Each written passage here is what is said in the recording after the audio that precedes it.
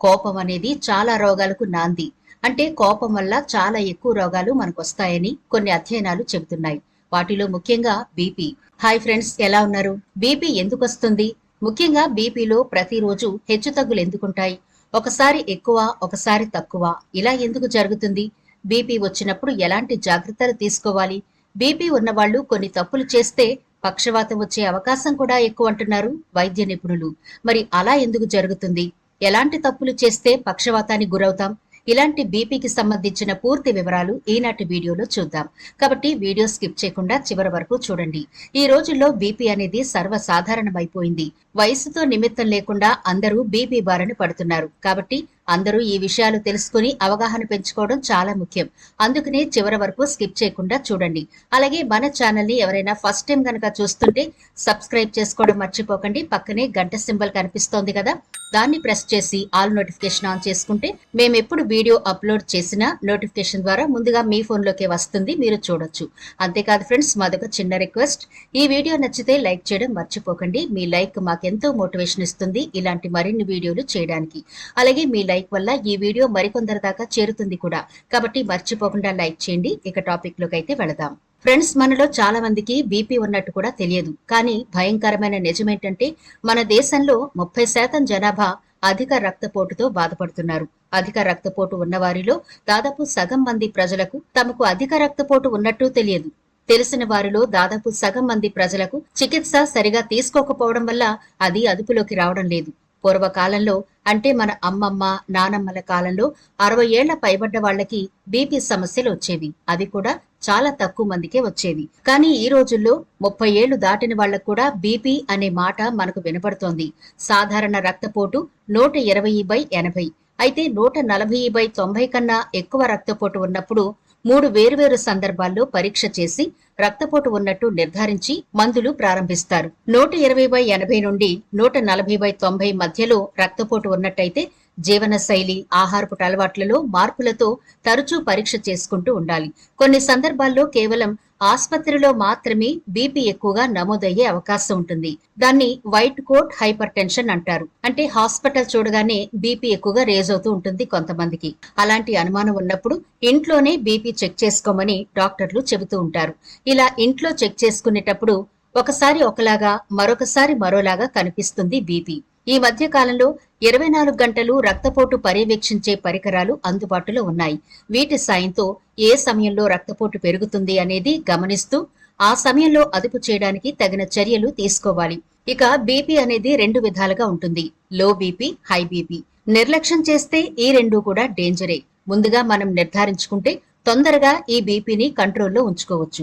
అయితే ఈ బీపీ కొంతమందికి జన్యుపరంగా వస్తుంది, మరికొందరికి జీవన విధానం, ఆహారపు అలవాట్ల వల్ల వస్తుంది. బీపీ ఎక్కువగా ఎవరికి వస్తుంది అంటే థైరాయిడ్ అధికంగా లేక తక్కువగా ఉన్నవారికి, ఏ కారణంగా అయినా దీర్ఘకాలికంగా మూత్రపిండాల సమస్య ఉన్న వారికి అధిక రక్తపోటు ఉంటుంది. ఒక్కొక్కసారి హై బీపీ వల్ల మూత్రపిండాలు కూడా దెబ్బతినే అవకాశం ఉంటుంది. ఫియోక్రోమోసైటోమా మూత్రపిండాల వద్ద ఉండే అడ్రినల్ గ్రంథుల్లో పెరిగే ఒక కణితి వల్ల రక్తనాళాలు సమస్యలు, గుండె నుండి రక్తం తీసుకువెళ్లే ప్రధాన రక్తనాళం కుంచించుకుపోవడం, మూత్రపిండాలకు రక్తాన్ని తీసుకుపోయే రక్తనాళాల్లో సమస్య లేక కొన్ని ఇతర రక్తనాళాల సమస్యల వల్ల అధిక రక్తపోటు కలగొచ్చు. అధిక బరువు వల్ల, ముఖ్యంగా నిద్రలో సరిగా ఊపిరి అందకపోవడం వల్ల, కొన్ని మందుల వల్ల కూడా అధిక రక్తపోటు కలగొచ్చు. అంటే దీర్ఘకాలికంగా మరేదైనా వ్యాధులకు మందులు వాడుతున్నా వాటి వల్ల కూడా రక్తపోటు వచ్చే అవకాశం ఉంటుంది. ఒకవేళ మీరు ఇంట్లో బీపీని చెక్ చేసుకుంటే గనక ఈ జాగ్రత్తలైతే తీసుకోవాలి. గడిచిన గంటలో ధూమపానం లేదా వ్యాయామం చేసి ఉండకూడదు. కాఫీ కూడా తాగకూడదు. కనీసం 10 నిమిషాలు ప్రశాంతంగా కూర్చున్నాక పరీక్ష చేయాలి. పరీక్ష చేసే సమయంలో బీపీ చూసే మిషన్ ఆ వ్యక్తి గుండె ఎత్తులో ఉండాలి.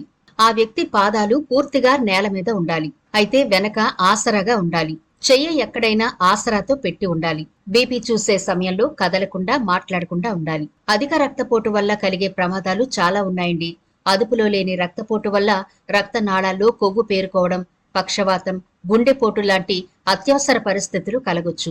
ఎక్కువ కాలం అధిక రక్తపోటుతో ఉండడం వల్ల గుండె వాపు రావడం, దాంతో గుండె సరిగా పనిచేయక ఆయాసం వంటి లక్షణాలు కలగొచ్చు.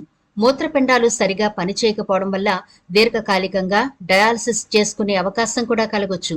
అధిక రక్తపోటు వల్ల కళ్ల మీద ప్రభావం పడి చూపు మందగిస్తుంది.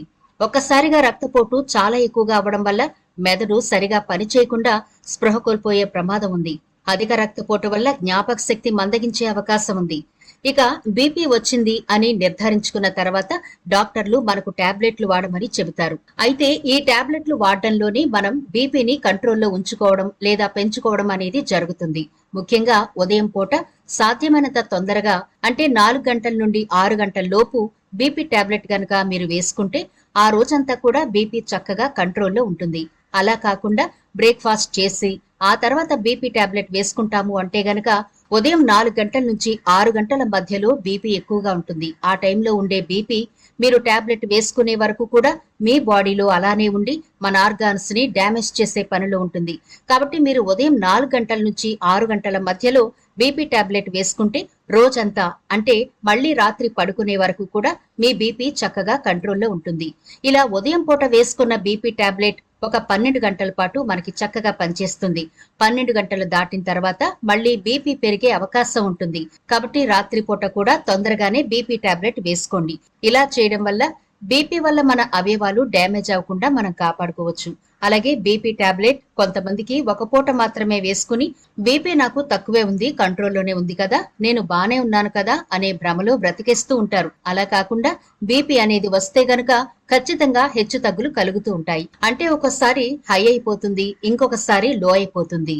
మరి ఇలా జరిగినప్పుడు మన అవయవాలు చాలా ఇబ్బందికి గురవుతాయి. కాబట్టి డాక్టర్ చెప్పినట్టుగా ఉదయం ఒక టాబ్లెట్ అలాగే రాత్రి కూడా ఒక టాబ్లెట్ వేసుకుంటూ ఉంటే మన బీపీ కంట్రోల్లో ఉంటుంది.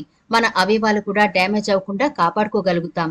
అయితే మీ డాక్టర్ చెప్పినట్టుగా మాత్రమే బీపీ టాబ్లెట్లు వాడాలి. అందరికీ బీపీ ఒకేలా ఉండదు. కాబట్టి మీ వయస్సును బట్టి మీకున్న బీపీని బట్టి మీ డాక్టర్ ఎలా వాడమంటే అలానే వాడాలి.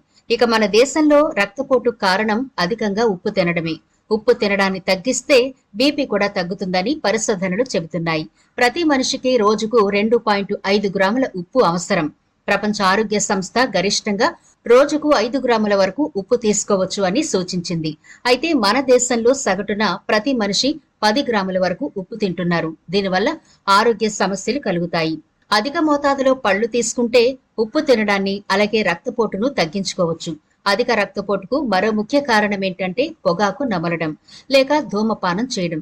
అది మానేయడం చాలా అవసరం. అలాగే అధికంగా మద్యపానం చేసేవారు, అధికంగా కొవ్వు పదార్థాలు తినేవారు ఆ అలవాటు మానుకోవాలి.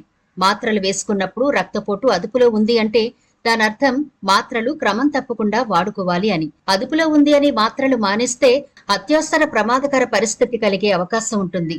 అలాగే అధిక రక్తపోటు గనక ఉంది, ఇంకా సైడ్ ఎఫెక్ట్లు ఏమైనా కనిపిస్తుంటే గనక పరీక్షలు చేయించుకోవడం మాత్రం తప్పనిసరి. బీపీ ఉందని నిర్ధారించుకుంటే ఖచ్చితంగా తీసుకోవలసిన జాగ్రత్తలు తీసుకుంటూ వైద్యుని సలహా మేరకు మందులు క్రమం తప్పకుండా వాడితే బీపీ మన కంట్రోల్లోనే ఉంటుంది. నిర్లక్ష్యం చేయకుండా బీపీని ఇప్పుడే చెక్ చేయించుకోండి.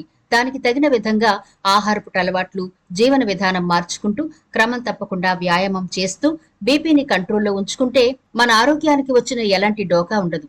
మరి ఈ వీడియో నచ్చినట్లయితే లైక్ చేయడం మర్చిపోకండి. మీ ఫ్రెండ్స్ కి, ఫ్యామిలీ మెంబర్స్ కి ఈ వీడియోనైతే షేర్ చేయండి.